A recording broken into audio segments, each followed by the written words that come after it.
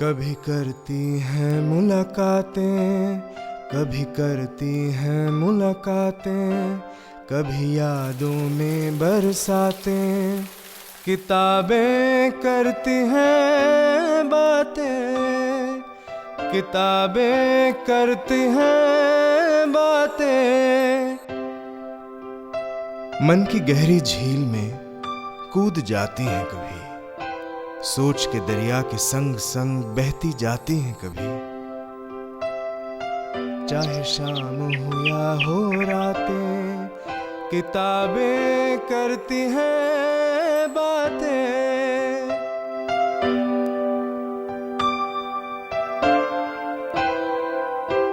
Hello and welcome to Kitabnama. This is the program that takes you into the amazing world of books and beyond. And today we are going beyond books into the world of publishing to discuss publishing and how it has grown in the modern era. I have two people who are very well respected in the world of publishing, Ravi Singh and Jaya Bhattacharjee Rose. Welcome both of you to the program. Thank you. Now I start with you, Ravi, first, because you've been associated with publishing. You've been with Penguin and Aleph, and now you're on your own. Publishing has grown by leaps and bounds in the last few years, and this is pretty contrary to what the common man thinks about publishing. You know, today it's a 12,000 crore industry. Yeah, the figures are always difficult, exact figures, but yeah, it's very large. And it's growing by 25% every year, which is a huge. Yeah, if you look in relative terms, it's a much smaller industry than any other that you can think of. Therefore, relative growth in percentage terms looks impressive, but in actual terms is, I'd say, healthy. Jaya, do you think people are reading so much these days, and there is so much scope for publishers? They are reading, but reading in which format is the question which begs to be asked. Because I think that right now we are going to see the transition from a writer's market into a reader's market. That's right. The reason why I suspect there has been this tremendous growth in publishing, one is because there have been a lot of writers, so there is a lot of books being published. But it's coincided with the growth in educational publishing and with the growth of different kinds of electronic readers and to some extent better distribution. All these factors have come together to create a market, an ecosystem, not a market really, because publishing is more like an ecosystem and then an industry, which is fueling this growth. But now we're also seeing this transition into reading, because maybe 10 years ago commercial fiction may have propelled this growth, but it has created a core set of readers which is now going to carry this forward, and we're going to have readers coming in of digital long reads on formats. We are seeing a lot more print because there is a fascination for holding a print copy.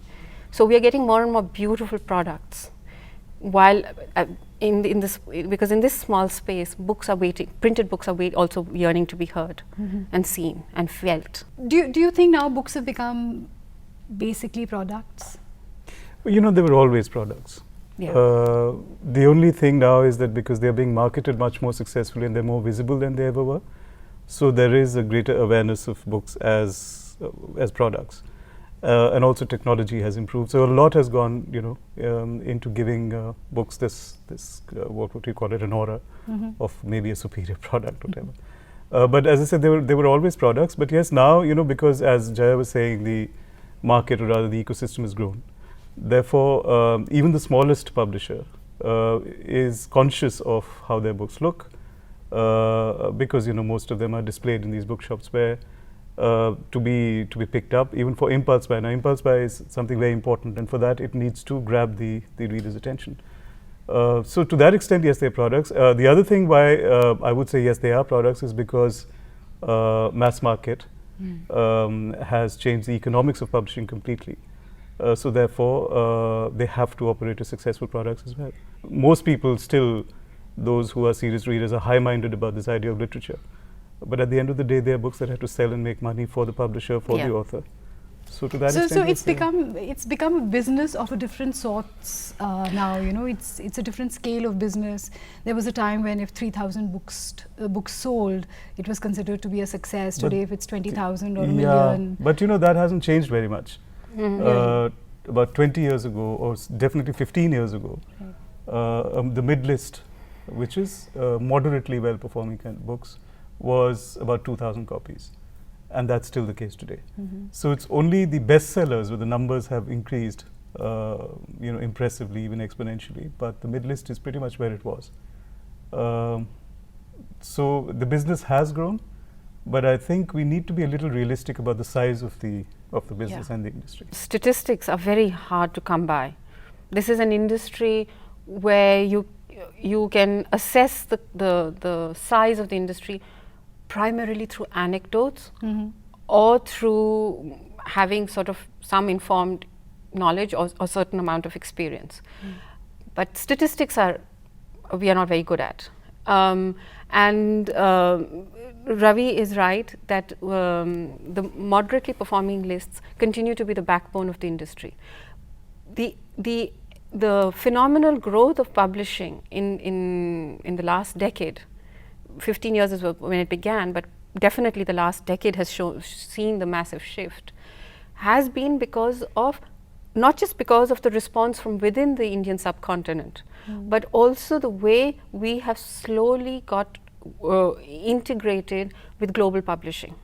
So and it's not just in terms of publishing houses making, you know, their presence felt here, but it's also in terms of paper production and availability and printing processes and all the others, isn't it? So all these factors have gone into play, and the fact is a book continues to be important and is now and will also, you also must remember that when we talk about the English, when we talk about the publishing industry in India, we talk not just about the English language, but we talk about the healthy growth in all the other languages.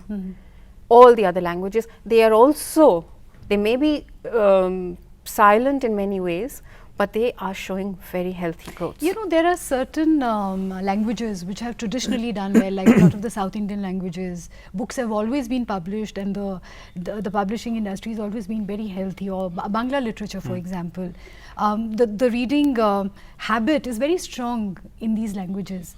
But has it also grown in some of the other languages as well? Well, these languages, whether it's Bengali, Marathi, Kannada, Telugu, Malayalam, these would be the mature languages because they also have scripts for hundreds of years. So that's why they have readers. That's why they have a tradition of reading and literature and things. But yes, it is growing in other languages. I hear of book fairs happening in tribal languages. I hear of other, you know, translations taking place. I hear of regional languages like the Chennai Book Fair for Tamil of Tamil publishing, which coincides with the Jaipur Literature Festival in January. So many of the publishers and editors from there cannot make it to Jaipur because they say that this book fair in the last 5 years is growing year on year.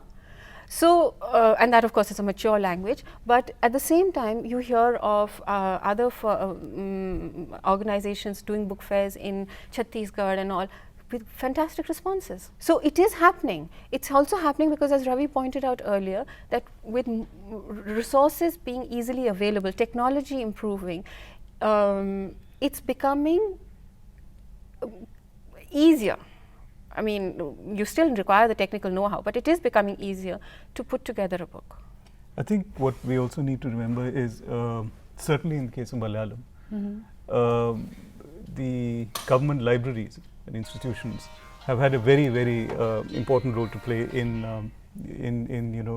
increasing the size of the market. Because a lot of institutional sales, library sales happen in Malayalam. And I think that is something I don't know much about, you know, the other languages, but I do know in Malayalam. But in Hindi, for instance, that doesn't really happen to the extent that it should. So that we need to recognize even before electronic, means made it easy. That was one reason why, and of course the reading habit. By and large, we live in a society where people are on the go. So this, the ideal image of kicking back with a hot cuppa and relaxing and reading and spending long hours doing that, that doesn't seem to exist anymore, does it? You know, I mean, there's something that I say. I mean, before we come to the specifics how things are today, reading, I mean, let's say people who read books, and even more than that, people who buy books, have always been in a minority historically. That's true. You know, so it isn't new. What may have happened is the size of that minority has increased. You know, as naturally would happen. Young people, yes, they do read more, but I think they read more online. Attention spans are shorter for a number of reasons, not just among the young, even, you know, old people like us now, you know, compared to people older than us, our attention spans are shorter. So that is the reason, but they do read. But what has happened, and I'm talking about English language mass market, there are, for instance, readers who read Chetan Bhagat. Yeah. You know, in fact, he brought about the revolution. Yeah, he did. He did. Phenomenally popular. The under 100 rupee book. Absolutely. But, you know, so he's phenomenally popular, and he continues to be, and you will see many young people reading his books on the metro, etc. Right. But the interesting thing is they will never read any other book. Why is that? You know, maybe if there are more writers who do this mass market as successfully as Chetan does, then maybe they'll read a few more. Right now there aren't that many. There's Chetan and there may be a couple of others. Yeah, there are people like Amish, there are people like Ravi Subramanian. Yeah, Amish is different. You know, Chetan, readers of Chetan's fiction will not necessarily read Amish. Yeah, absolutely. They may read Durjoy Datta. Yeah, they may read her. Or Durjoy Datta may read, fans may read Ravinder Singh. Exactly. But Ravinder Singh fans may not read all of Chetan Bhagat, but it's the same sort of genre. Yeah, and it will be interesting also to see how loyal they remain to this when the prices go up, as they are already doing, and will have to in response to market realities. So if the 95 rupee book suddenly becomes 195, will they be buying it in as in as many numbers as they do, or there may be other avenues then available, because Chetan and others, they are very, very smart people, so they may actually facilitate the growth of an alternative kind of delivery platform. The other thing that I've noticed, Jaya, about what's happening with a lot of these authors is how they engage, and it's a hands-on kind of an interaction with the readers. They're on Facebook, they're on Twitter, they're receiving emails. Then a lot of the authors actually engage in some sort of a competition where they expect the reader to respond about the book, and they actually change their characters in the next book, like Ravi Subramanian, for example, does. So do you think that is also kind of changing the way publishing is in the country today? Ravi Subramanian is a different kind of a writer. Okay. He is mass market, etc., but he is a banker with a lot of technical expertise and know-how, which he's converted with panache into commercial fiction. So, and when he writes, it's very different. But having said that, people like Ravi and Ashok Banker, Devdutt Patnaik, Chetan Bhagat, etc., and Ravinder Singh, yes, they do, and Sachin Garg, they do make it a point to be civil and courteous with their readers. They do respond when they write. Fan mail has always existed. It's just a matter of how do you respond and how are you civil. And they always make it their point, they make it their priority that they will respond to their readers. And I think that is, and that kind of simple, basic courtesy is showing, and it's showing in the way that their books are selling. That's, I think, and yes, of course, we have to say that with the marketing buzz and the kind of spin doctoring, etc., does add a bit of a gloss. But at the end of the day, the old-fashioned manners and civility, and also having writing books which vibe well with your readers work. Now, for instance, Ravinder Singh, when he lent his name to an anthology of short stories, love stories, when the selection was made, okay, and you read it, you realize, okay, he's love and the whole concept of love and fiction is his forte. He's taking it beyond and exploring other kinds of relationships. He's striking a chord with many other readers. And I think that comes with also the way they engage. Right. And Ravi Subramanian also does that. He's good at it. He never lets an opportunity by. For instance, he did something last year in Singapore, I think in October or November. Some bank wanted to do a kind of an in-house corporate thing, and it coincided with his book release. So he helped create the the bookmarks, etc., and also tied it in with some sales. So got reaped the benefits of it. But it was just smart. Understanding of how to grab an opportunity. I think marketing. You can't deny the fact that marketing. All these successful authors are very good at marketing themselves. Is this the author who is successful, or is this where the publisher comes in as well? Increasingly, it is the author. Right. Increasingly, it is the author. Publishers are not as flexible. They're not as on the ball as writers like, let's say, Chetan, Amish are. Amish, and I think Chetan also, but certainly Amish, they ask the publishers to give them a certain amount of money. It's a large amount of money, actually, exclusively for their marketing campaigns. Yeah, and there are promos Absolutely, and trade. Absolutely. So they trust their publishers less and less. The publishers becoming facilitators, rather than initiators of marketing strategies, and that's a good thing. But I'm not entirely comfortable with the way it's growing. But that's a separate discussion that we'll have. But what does happen, I think the mass market is great for publishing. It's helped it grow. But I think there's also danger in that, because when some authors become humongous and they start dictating terms, beginning with what royalties they will be paid, how much money will be spent, etc., etc. I think we are reaching a stage, and we'll soon see an example of that, where the biggest authors, if they're not careful, if they're irresponsible, if all they think about is their book selling, and if they're using publishers to that end, they will destroy publishers. And that is going to happen. So I think we need to be a little careful, even as an industry, about the kind of books we publish, the kind of resources that we put into publishing different kinds of books. Because the other danger there is diversity and variety will be lost. So those are big questions. But I just wanted to say that marketing is crucial. And it's being driven by the successful authors right now, which is a good thing. But we need to be a little careful about what the consequences will be. But we are losing out as a result on that classic formula which publishing has used in all the centuries, is 80-20, where you have 20% reserved for experimentation. But if the publishers are going to be strapped for resources because the 1% of their successful authors, and that's usually only 1%. Over and over again, you can do the mathematics, and they leave no resources, not even human resources, in terms of manpower to commission or to sit down and have an idea, to experiment with the 20%. What is going to happen in the future? Because there is a limit to how much you can ride the wave which happened in the past. Right. Yeah. So somewhere, do you think that the space for good writing? See, this is all quick writing or racy writing, for want of a better word. There is a lot of space for this, but the kind of literature that we talk about that used to be published, the spaces for those are getting less and less. Do you think? It's unfashionable. It isn't fashionable at all to make these distinctions anymore. But I think to some extent you need to make those distinctions, which isn't to say one is superior, the other isn't. My view is that in every genre, the best writers are those who write in that genre well, the best, give you the best kind of book in that particular genre.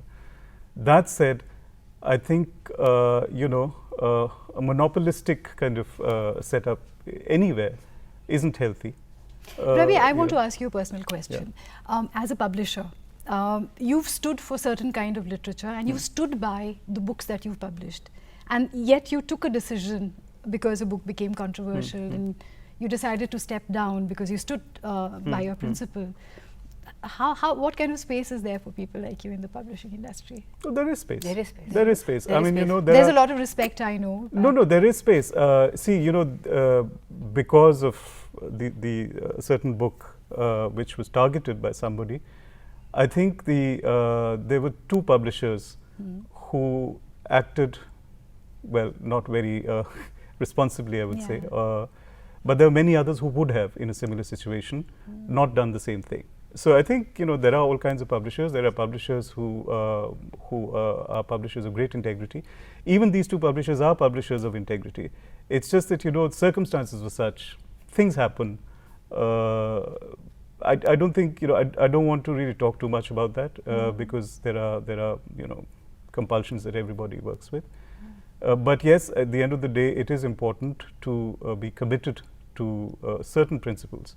They may even be very good, sound commercial principles.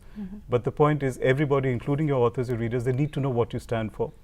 And if you're consistent with that, that's good enough. So, there's nothing heroic here. It's just, you just do what you need to do, because without integrity, I think, you're not going to be able to do any kind of successful publishing. But in a market-driven industry, a stance when it's taken like this is much admired. But there will always be takers for it. Yeah. There will always be takers for it. Yeah. There will always be a following. There will always be a market for it.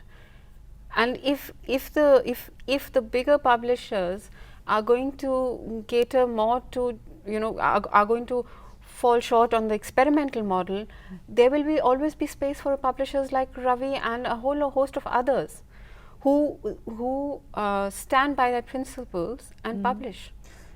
So it does augur well, really, for the publishing industry that if the big publishing houses are not finding the spaces, the time and the resources for experimentation, then there are other publishing houses that are coming up.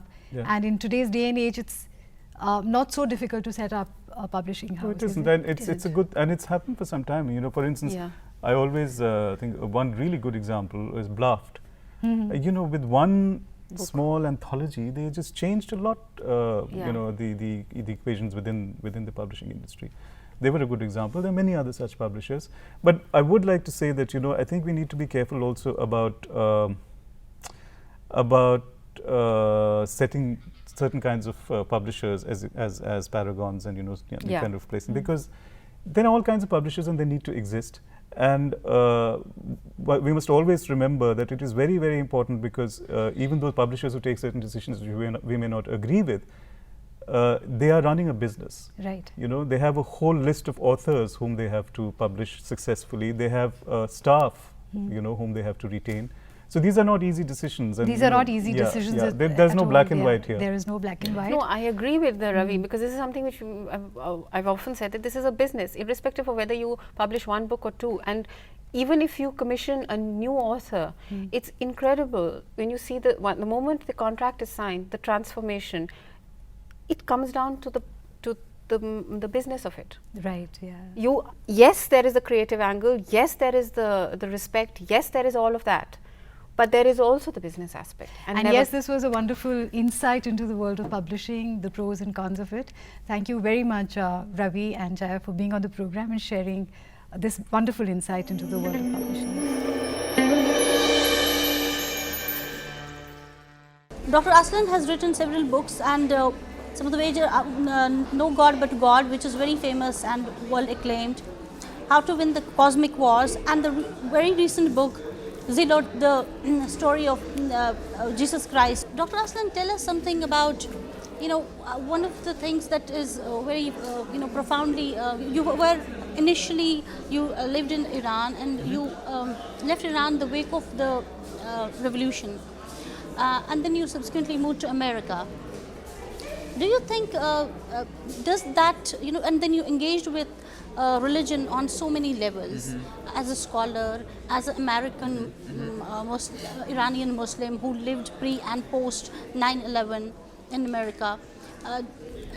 What actually, does that you're coming from Iran and then living in America, did that actually have a effect on you choosing to study religion, or there was some other religion? No, I think so. I mean, I've always been deeply interested in religion. Certainly my experience of revolutionary Iran taught me about the power that religion has to transform a society for good and for bad. But also, I think what was interesting for me is that being Iranian American and having sort of experience with a number of different religions has taught me the importance of building bridges between peoples, between cultures. And that's what I really try to do with my work, is to create connections and points of commonality between peoples of different religions, different ethnicities, different races, even different nationalities. Tell us us about this recent book that you've written, Zilot, the story, the life and times of Jesus of Nazareth. We see, the characterization, if I may call it, of Jesus Christ as this Messiah, and then we have this Dan Brown's concept of, Jesus Christ as a, very on a very human level, if we say, Mary Magdalene and all that. Where do you position your characterization, if I may call it a characterization, of Jesus? Is that somewhere in between, or? No, Dan Brown is a fiction writer, and nothing that he says has any bearing at all. But what I try to do is separate the Christ of faith from the Jesus of history. And what I'm trying to do is to dig through the layers of theology and interpretation that have arisen around the person of Jesus, and to try to get to the man himself, to figure out what can we know about the man himself. And unfortunately, there's not much that we can know about him. But we do know a lot about the world in which he lived, and so I try to use that information that we have about his world to fill in the holes and allow his world to define who he is. And when you do that, the picture of Jesus that arises is a little bit different than the picture of Jesus that I think a lot of people, certainly a lot of Christians, have. So was there an apprehension, how it would be received, because when we talk about religion in the continent, I mean, religion has always been political, but now it's very, all the more. Yeah, I mean, yeah. was there kind of an apprehension, which we Well, and how how the work gets appropriated, especially when you're talking about Islam, say for instance. Sure. Well, look, I spend my life writing about religion and politics, and these are two very emotional topics. And so I understand that people are going to take these issues very passionately. I don't blame them for it, but it also doesn't affect me in any way. I never censor myself based on what it might, what people might think about it. And I also accept criticism very well, and especially religious criticism, because I take faith seriously. But at the same time, I think that I'm saved from a lot of the more extreme responses that other people get, because when I write about these religious figures, I always do so in very respectful terms. Even when I'm overturning some basic tenets of faith, I take faith itself very seriously. I'm not interested in denigrating Islam or denigrating Christianity. I'm interested in finding out who these people were, who the Prophet Muhammad was, and who Jesus was, and why they did the things that they did. Thank you very much, Raza, for being with us. Thank you for It was a having pleasure me. talking. Thank you.